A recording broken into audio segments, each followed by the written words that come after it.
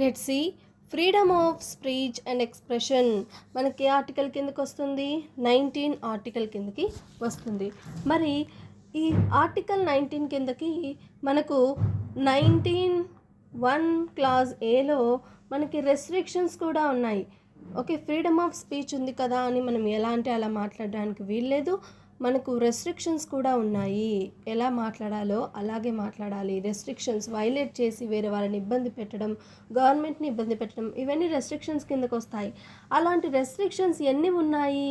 ఎగ్జామ్కి ఇంపార్టెంట్. అలాంటి రెస్ట్రిక్షన్స్ మనకి 8 ఉన్నాయి. 8 రెస్ట్రిక్షన్స్ ఉన్నాయి. ఆ రెస్ట్రిక్షన్స్ అన్నవి ఒకసారి చూద్దాం. చూడండి, ఆ రెస్ట్రిక్షన్స్ ఏంటి అంటే ఆ 8 రెస్ట్రిక్షన్స్ని మీరు కంపల్సరీగా గుర్తుపెట్టుకోవాల్సి ఉంటుంది. Clear?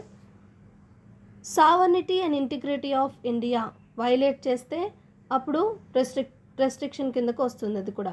Next, security of state, ఇవన్నీ మీరు గుర్తుపెట్టుకోవాలి. ఈ 8 అన్నది మోస్ట్ ఇంపార్టెంట్. ఎందుకంటే ఎగ్జామ్లో రెస్ట్రిక్షన్కి రానిదేంటి వచ్చేదేంటి అని అడిగే ఛాన్సెస్ ఉన్నాయి. సో 8 మీరు నేర్చుకోవాలి.